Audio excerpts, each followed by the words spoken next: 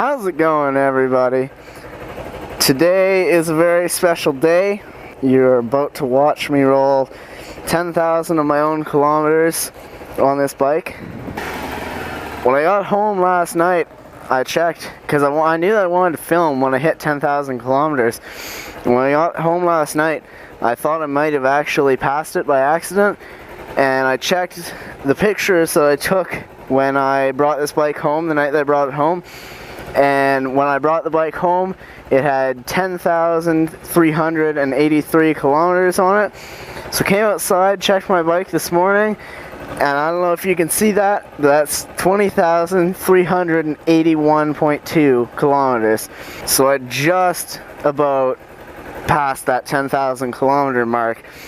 I'm 2 kilometers away, but I'm glad I didn't, because now you guys are gonna get to watch me break that 10,000 kilometer mark.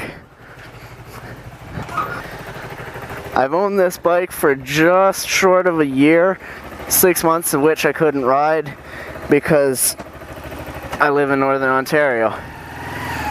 Today is a terrible day for a ride. It's been raining all day, but I just had to get out and hit that 10,000 kilometer mark. When I saw that it was that close, I knew that I had to go for a ride. Alright guys, one more kilometer. I don't normally like filming on my road a whole lot, but I can't even make it out of my road without putting more kilometers on this. There we go. Alright, that's it. Exactly 10,000 kilometers since I brought it home. That's a crazy feeling, guys. And it's my first bike too, so that's 10,000 kilometers on a motorcycle for me as well. And I'm so far crash free, and I've never dropped it, so that's a pretty big deal for me too, especially considering how short I am, because I've been so close to dropping this on so many occasions. 10,000 kilometers on this thing, and honestly, I still love it. I could use a little bit more power, but I'll always love this thing. So I guess after putting 10,000 kilometers on it, I'm kind of obligated to do a review, aren't I? It's cold. It's too cold to do a review today, guys, but I'm gonna do it anyway because I feel like this is the right time. For any of you guys that don't know, I picked this up last year, just about a year ago exactly, with 10,300 kilometers on it. The bike was bone stock, nothing had been touched, even stock tires, like it hadn't been played with at all. And so far since then, I've put 10,000 kilometers on it. I've never had any issues with it so far. It's never left me anywhere, it's never failed to start, so I'm pretty happy with it. There's a group of bikers that probably would never talk to me. Honestly, there's not much I can complain about on this bike, other than, I mean, the lack of power, I guess, but I'm not even gonna bother complaining about the power on the Ninja 250. You should know if you're buying a Ninja 250 that it's not going to have the power that you're probably going to want a year down the road. But that being said, it's not that bad either. In Canada anyway, I could see how on some of the US highways it would be underpowered, but around here, our speed limits on the, like, any of the highways that I've ridden around here, the fastest highway within like 100 kilometers is 90 kilometers an hour, which is oh god, like 50 miles an hour. Pretty sure it's 50 miles an hour. So the Ninja has no issue keeping up on that. I can see how some of the American highways where people are doing 80 miles an hour, it'd be a little bit underpowered for sure. But around here, it's got more than enough power for anything that I'd be doing with it. all in all, I'm super happy with it. I wish I had more to talk about in terms of reviewing it, but honestly there's not a whole lot. There's only a few things that I would ever change. For the most part, like, I knew exactly what I was getting when I picked this bike up, so I knew that it was what I wanted. I did a lot of research. I spent probably a year researching before I bought a bike, so I knew exactly what I was getting and exactly what I wanted. And I picked this bike specifically because it had every little thing that I wanted about it. I'm talking like the color of the gauge was what I was looking for, like small stuff like that. I searched and waited for the right bike to come up for a long time. I knew that I wanted one with the black exhaust, not the full chrome. So I was looking for like a 2010, which is what this is. And I wanted the black gauges with the blue backlight with the fuel, speedometer, and tach. And I wanted them all to be analog. To me, there's something really nice about analog gauges. I like them a lot. They are finally fixing this road.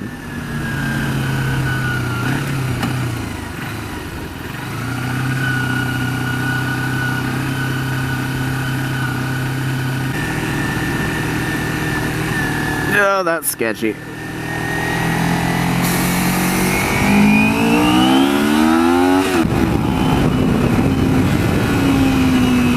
Oh, I'm so glad I flushed my brakes and put new brake fluid in. It makes such a difference out here. Okay, yeah, I'm not ripping this road like I normally do. On the bright side, they're finally fixing it. Anyway, there's just a very specific set of things that I was looking for, and I waited and waited and waited until I found that. And then even at that, I actually traveled 5 hours both ways to pick this bike up.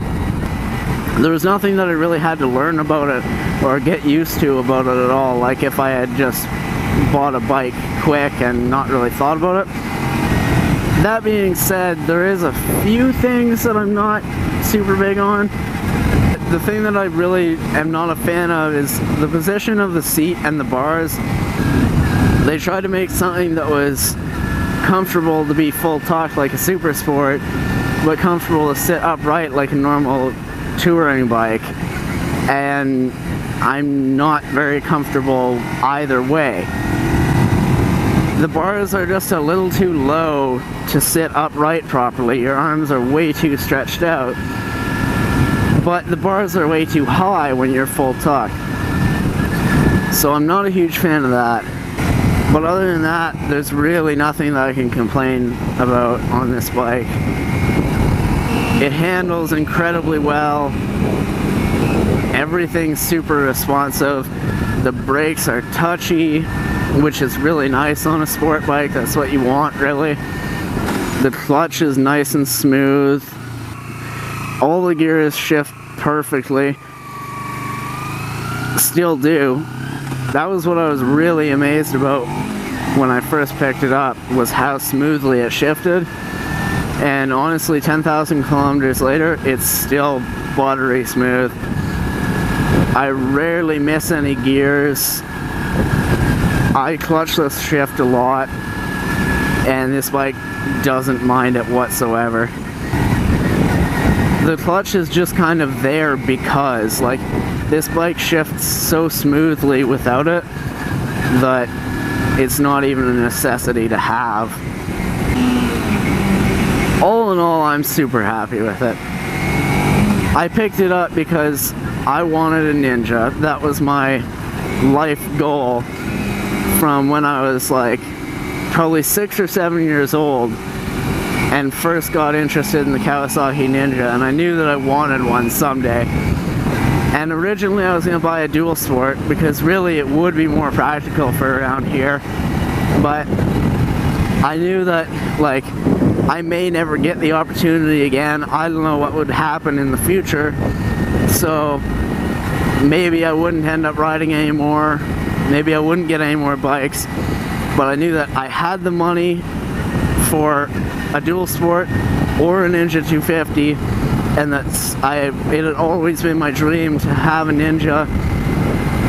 So I decided to go for it, buy the Ninja, and then whatever I decided to do in the future is whatever. Like, I might not stick with Kawasaki. I might not even, you know, at the time I was thinking I might not even want another bike ever. Maybe it wouldn't be for me. But I knew that I wanted eventually to own a Kawasaki Ninja. So I decided that while I had the money, while I was young and had time for it, I was gonna buy one, pick this up, and it was very good condition. Like, I paid a little bit more than I probably needed to for it. I paid 2,900 Canadian, and you can find them for 27, 28. I looked at some and there is small little issues here and there and stuff like that, and this one was absolutely perfect. So I wasn't sparing any expenses with this. I picked up exactly the bike that I knew I wanted. There's a whole lot of sand and gravel here, and I'm not a fan of that.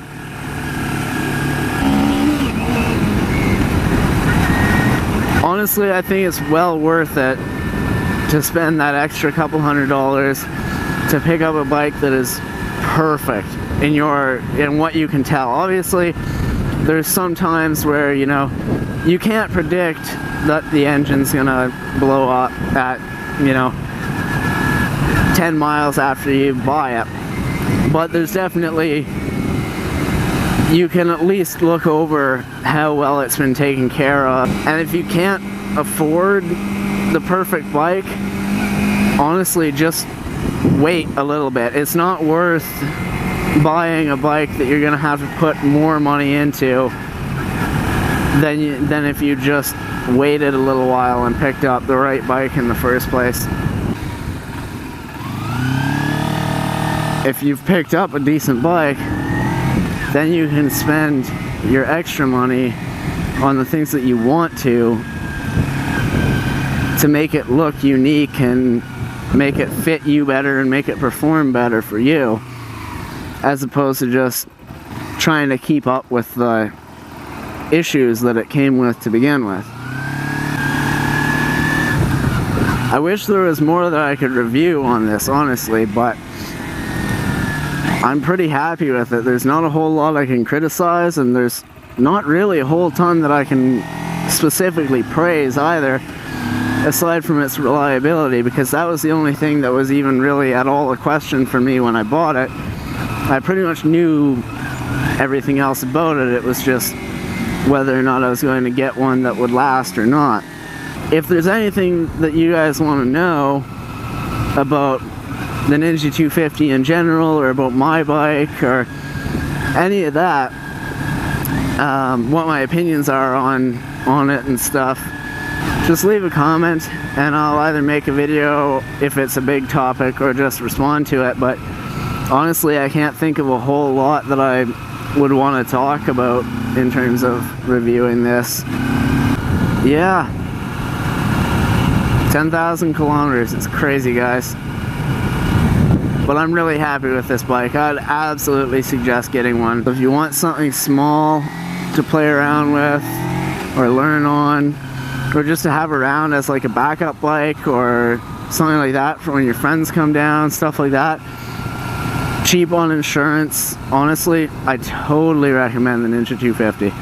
It's starting to rain. It's really cold. So I think I'm gonna get home. It's supposed to rain more, a lot more. So I'm gonna get home before it starts doing that. I just wanted to get out and capture that moment. Oh, and don't forget to like, comment, and subscribe. See you guys.